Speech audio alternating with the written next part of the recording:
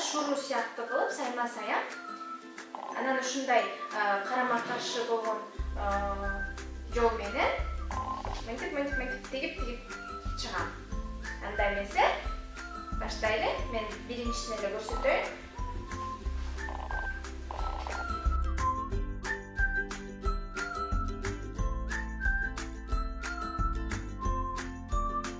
Мына достор, ушундай сайма менен сайып, момундай кылып кийимимди коздоп алдым. Силер дагы каалаган кийимиңерди же буюмуңарды ушинтип тигип, сайма-сайып коздоп, өзүңөргө тандык кылып алсаңыздар болот. Анда кийинки рубрикабызда көрүшкөнчө сак саламатта турыңуздар достор.